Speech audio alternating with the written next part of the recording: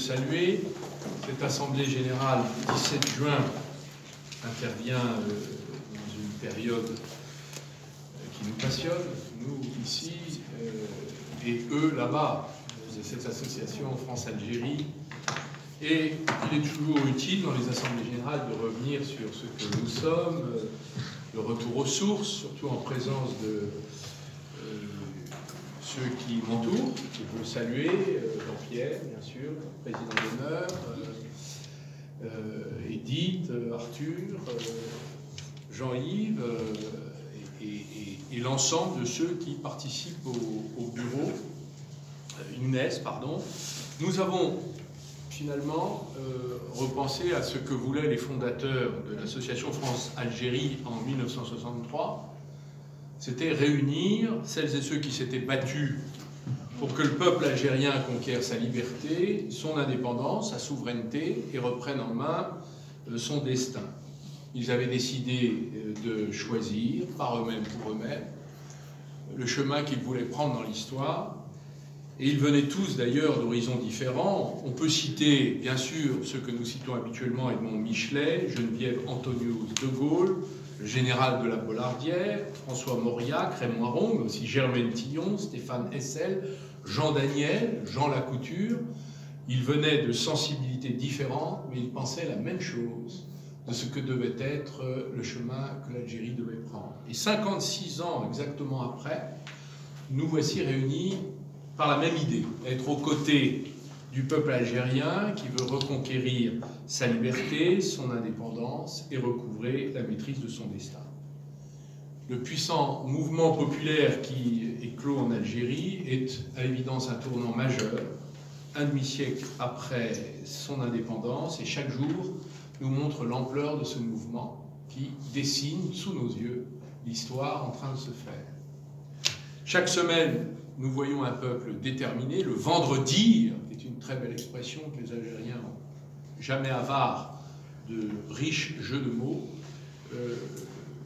un peuple déterminé, politisé dans le très bon sens du terme, responsable, un mouvement populaire qui a su écarter la violence, qui sait se montrer exemplaire.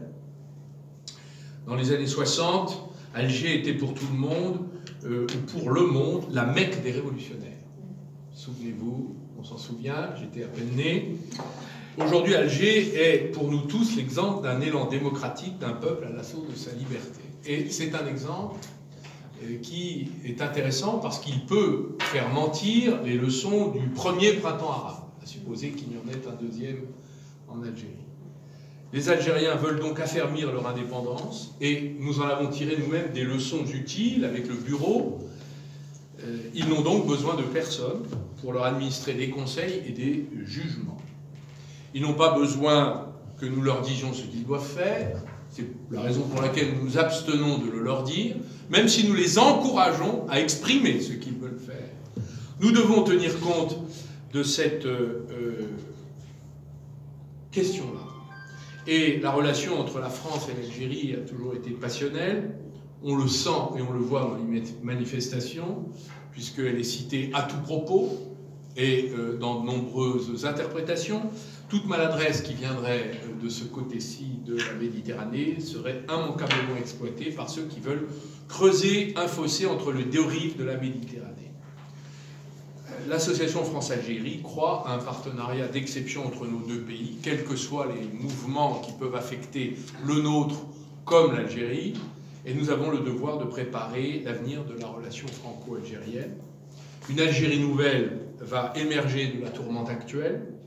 Elle doit pouvoir rencontrer demain une France fraternelle, ouverte à une coopération renouvelée. Et au-delà du commerce, de l'investissement, nous aurons à construire ensemble des réponses intelligentes, riches, collectives, qui nous permettent d'agir ensemble face aux défis de la mondialisation qui commence à elle aussi à muter. Nous avions imaginé les colocalisations. Colocation, c'est autre chose. Il y a une mer entre nous deux. Les projets de recherche en commun, des développements de partenariats industriels innovants, l'exploration en commun par nos universités des chemins de la connaissance. Notre tâche à France-Algérie est là, dessinée avec un temps d'avance ce que sera la nouvelle relation entre nos deux pays, car ce que nous avons en partage est considérable. Il y a bien sûr la culture, la littérature, le cinéma, les arts plastiques qui le montrent. Il y a ces échanges permanents de nos cultures, du quotidien. Le pont humain entre les deux rives est une réalité qui ne pourra jamais être effacée par les circonstances politiques. Et durant ces mois d'effervescence en Algérie, nous avons résolu de multiplier les initiatives dans ce domaine depuis le mois de janvier. Notre dernier bureau a établi un programme fourni jusqu'en juin 2020, où nous retrouvons d'ailleurs là le fil de l'AFA des origines. Une des premières démarches de l'association France-Algérie, il faut le rappeler, fut d'aider à la reconstitution de la bibliothèque universitaire d'Alger qui avait été détruite par un incendie. Demain, nous agirons, spécialement auprès des pouvoirs publics en France, en faveur du partenariat d'exception dont nous avons besoin, dans les domaines économiques, industriels, agroalimentaires, des technologies, de l'éducation, de l'édition, du cinéma. C'est le moment. Nous avons toujours, à travers le miroir médiatique, le sentiment que l'Algérie rencontrerait une hostilité dans l'exposé médiatique de ce qu'elle est. Je crois qu'aujourd'hui, les Français peuvent découvrir un peuple exceptionnel, à nous aussi de le rappeler, de le dire, et de montrer les ferments de ce que cela peut produire, la fertilité de ce qui se passe en Algérie. Voilà le rôle de l'association France-Algérie, fidélité à sa mission, dans le droit fil de ce qu'ont voulu mes prédécesseurs, Pierre Joxe ou Jean-Pierre Chevènement, et engagement pour l'avenir de la relation entre nos deux peuples. Je crois que nous avons beaucoup à dire et en même temps un peu le devoir de nous retenir. C'est un peu le paradoxe de la période.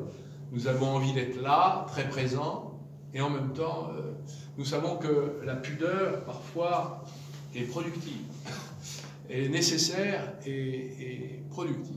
Alors, c'est la raison pour laquelle nous avons décidé d'être économes de nos mots, mais quand nous les prononçons, ils doivent être forts. C'est ce que j'ai voulu aujourd'hui vous rappeler après le communiqué que nous avions rendu public qui utilisait le mot fraternité.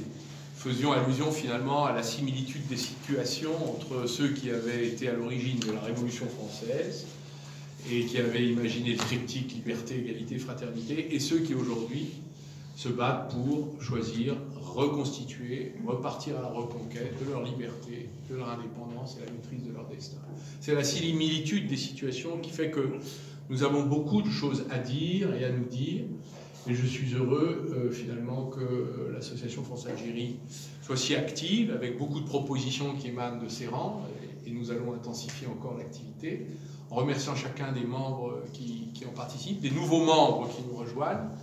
Et n'hésitons pas, puisque beaucoup de nos dirigeants historiques de l'association nous ont demandé de lancer des campagnes de recrutement, eh bien, c'est l'occasion d'intensifier les arrivées dans cette association dans une période qui devra être féconde. Merci à tous.